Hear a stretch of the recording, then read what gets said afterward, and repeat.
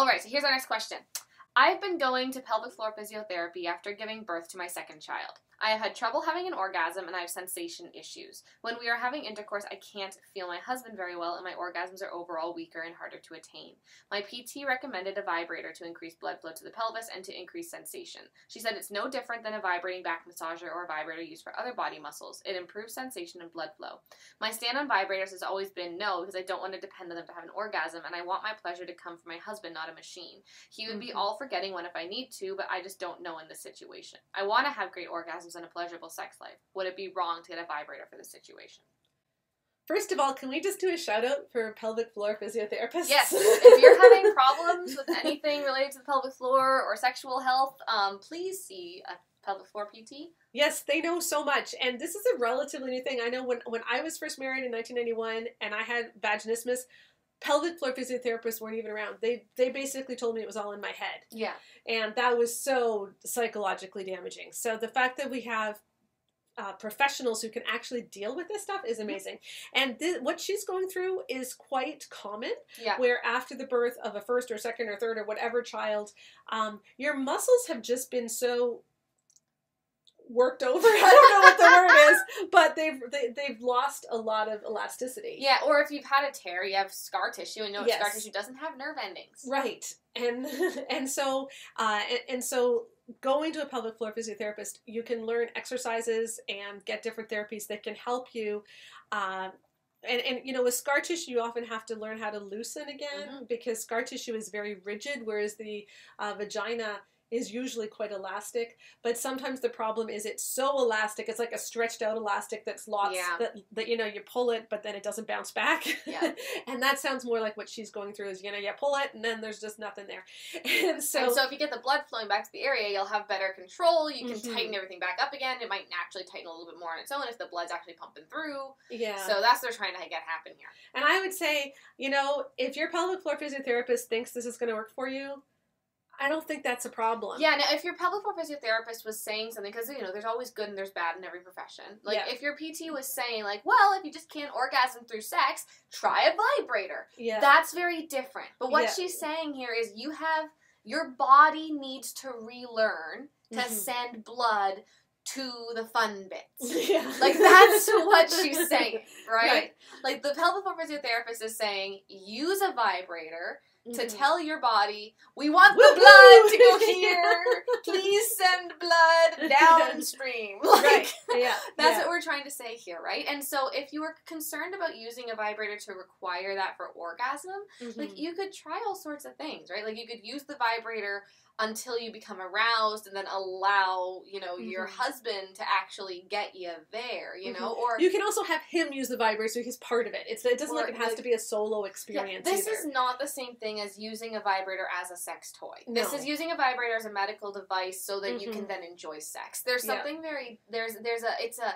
it's a major difference there, actually. And if you're concerned about not being able to orgasm without it, then just see, amp your way up. If you're gonna need this and your physiotherapist says you need this, start with just being like, I'm just gonna use it until I'm able to even contract the muscles properly. Yeah.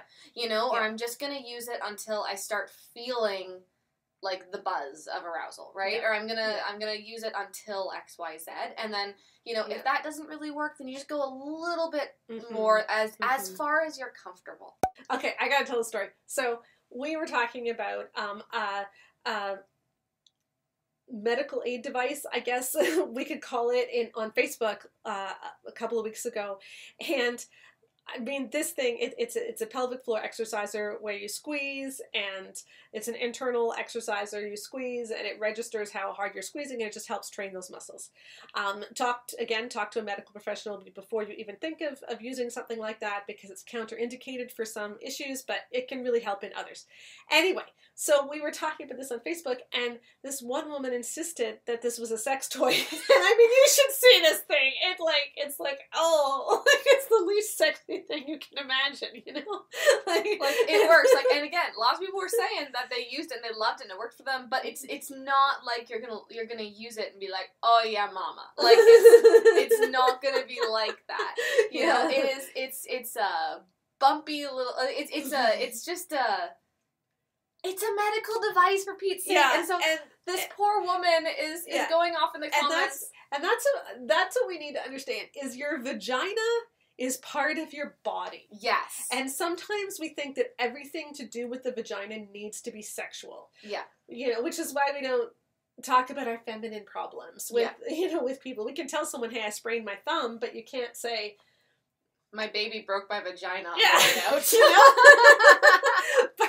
but your vagina is just a part of your body, and there's a lot of muscles there, and there's a lot of nerves, and there's just a lot of stuff that needs to work. But not only that, your pelvic floor health and, like, you know, vaginal health also, it affects more than just your sex life. Yeah. That's the thing, is it's about whether or not you pee when you sneeze. I'm sorry, that has absolutely nothing to do with sex. No. Like, and so when we think of anything that goes into the vagina or has anything to do with the vagina as something that is inherently going to be sexual and therefore needs to be done within the proper context to make sure we're not sinning, like, vaginal health can be something that is sinful to aim for.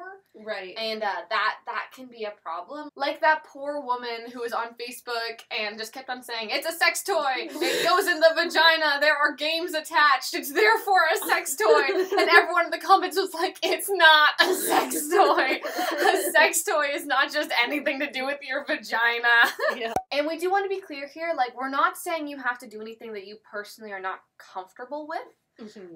That's not our point at all. Like, don't force yourself to do something you feel convicted about or that you feel is wrong for you. That's fine. But what we're saying is that if you think this might help and you're kind of just hoping, but you're thinking, well, is this wrong or can I try without guilt? Like, you know, if it's a medical device, even if it's a medical device that may be used for sexual purposes and is being used so that sex feels better, that's not the same thing as getting a vibrator so that you don't have to figure out the orgasm piece without it. Yeah, and I do have a post where I say, can we have an awkward conversation about vibrators? Yeah.